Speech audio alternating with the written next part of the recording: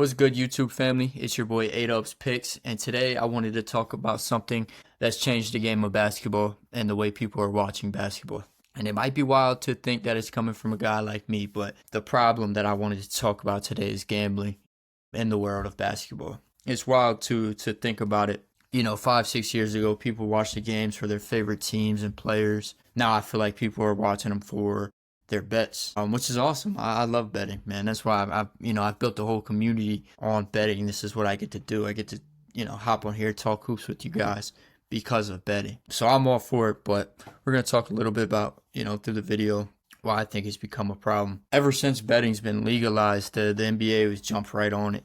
You got sports books partnering with teams and FanDuel Network. If you watch a game on League Pass, you're going to see something on FanDuel Network, whatever the hell that means. I don't know what FanDuel Network is, but you're going to see games on there. Odds on TV broadcasts, player props. I mean, it's a part of the game now. It's everywhere. It's on ESPN, TNT, NBC. It's on all of them. And I'm not saying that it's bad. Honestly, in my eyes, it makes every possession mean something. When you got money on it, you're locked in. You care about the rebounds, assists, the turnovers, everything. I think it's a huge market with billions and billions of dollars flowing, and it's going to bring casual fans into the game. But at the same time, it's changing what basketball heads and people like me that love the game is changing what we value when it comes to gambling and parlays and props. People don't really care about who wins anymore. They care about who hits. Someone could drop 40.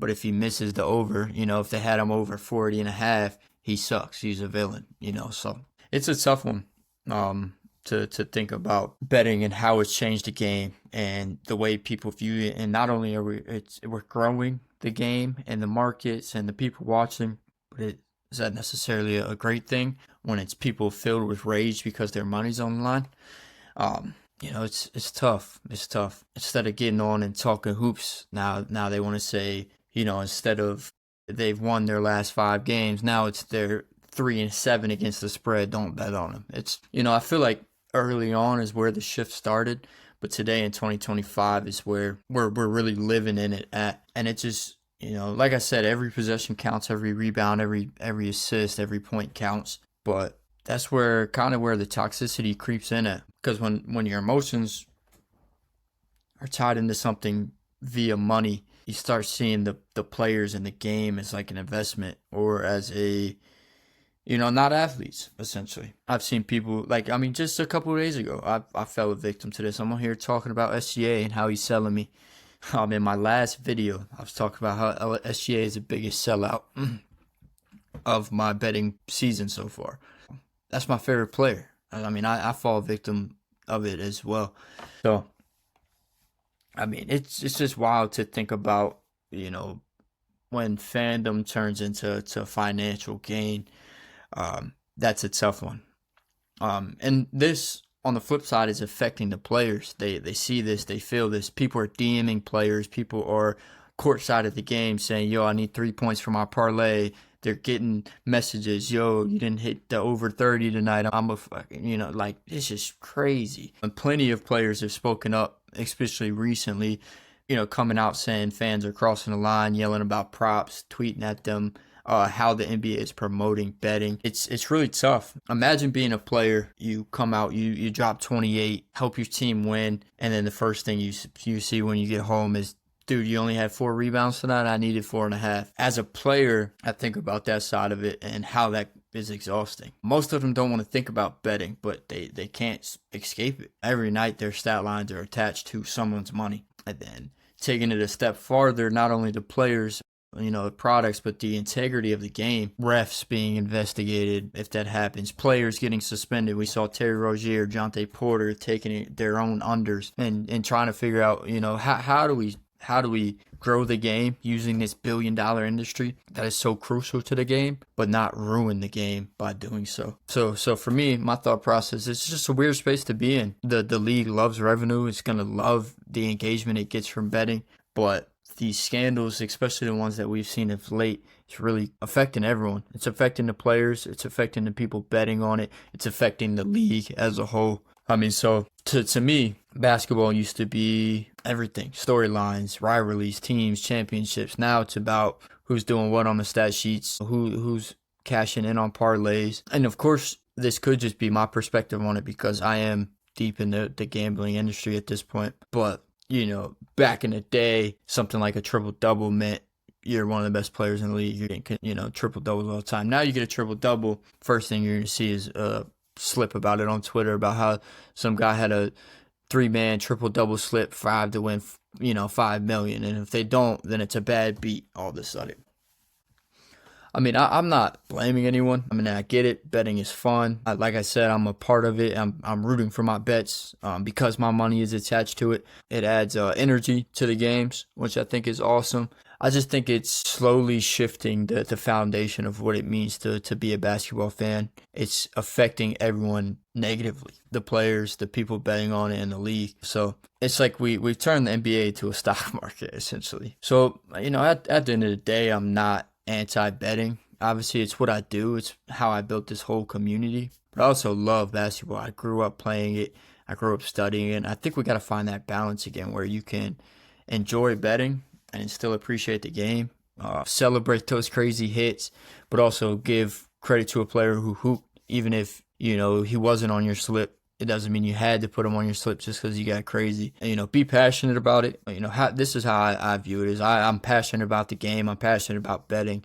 I want to do both. But, as a fan, I can't only care about cashing slips because that's going to lose who I am as a sports bettor. And I think my edge in sports betting comes from me watching the games and how I feel about the game. So, that's just how I'm thinking about it. And the recent scandals and whatnot have got me really thinking on it. And the league has to do something, man. I don't know. They're not going to scale back on the promotion of betting, but they have to do something to better protect the players and also protect the people that are tuning into these games and the fans that they are getting from gambling. They have to know to protect those too. And I don't think letting one Terry Rozier or Jonte Porter ruin everything. That's another thing that I wanted to talk about too. Not every time someone sucks doesn't mean they're throwing the game. Anytime you open Twitter, like the other night, Donovan Mitchell, first 15 points first quarter, or 12 in the first quarter, early in the second quarter, you got 15, doesn't score again the rest of the game. Everyone in the world is convinced that he's gambling. Y'all really think Donovan Mitchell is out there gambling? I mean, it was bad. It looked bad. He was fumbling the ball out of bounds. He stopped taking shots. He was missing the shots that he did take. It looked bad. But I never once thought, wow, this man's tied in with the mafia. Like, as soon as I opened Twitter after the game, it was like, investigate Donovan Mitchell, investigate that. Dude, first of all, for all the people that think this is truly rigged and the people that are truly rigging the games, there's a couple things you can do to get around it. One, don't bet. If you think it's rigged against you, just don't bet. If you really want to bet that bad, there's two sides to every bet. If you think this shit is rigged, take the under. Just take the under. If you think Donovan Mitchell is out here rigging games, take the under on Donovan Mitchell. You'll win. If you know for a fact it's rigged and you want to bet so bad, stop taking overs. I mean, it's as simple as that. Either don't bet or take the unders. That's how I feel about people that are quick to say, investigate this guy, or this guy's gambling, or this guy's with the mafia. Dude, no, he's not. The shit is not rigged. And if you really think it is, take the under. And, it's cool to it's funny to make jokes like, hey, FBI, get them. But at the same time, bro, people are dead ass serious. They dead ass think this shit is rigged, and they still put their hard earned money on it, and they still take the overs. It's like, dude, you could either not bet or take the under. And that's just my thought process on it, if you truly think it's rigged. But I don't know, man. That's just my honest thoughts on betting and how it's tied into the NBA right now, and the recent events of head coaches getting arrested, players getting arrested. I mean, Terry Rozier was once a very household name in the league. Jonte Porter never was, but he was out here scamming. I mean, it's messed up, bro. But I don't think everyone's doing it. I don't think those two bad apples ruin everything. But something to think about. I don't think it's rigged by any means. I don't know. Just my honest take on it. It's not ruining the league. It's definitely just reshaping it. Those are just my thoughts on it. I just want to get on here and talk to you guys a little bit about it. Drop some comments down below what you think on it. If you think the NBA is rigged, or if you think it's changing the way you view the game, just let me know something down in the comments. Check out my last video as well. I was solo on that one, but some good stuff in there. It's a longer one, 30 minutes on that. I was talking about the first week of hoops, about 2 weeks in now by the time you guys are seeing this, which is awesome. Some good money to be made out there, man. So main reason I'm here is betting. I'm not against betting by any means, and I'm about to promote betting to you guys. Check my Discord out. It's all linked down in the description. And if you're looking for maybe a research tool, I'm also partnered with Props Madness as well. Props Madness, I'll have my referral link and a discount code down below. So make sure to check that stuff out. Get all my plays, the ones I don't post on socials, from the Discord. All my team's plays as well. My partners are killer, man. So yeah, I appreciate you guys staying to the end of the video. If you did make it this far, make sure to like, comment, subscribe, all that good stuff. And check out my other content as well right here.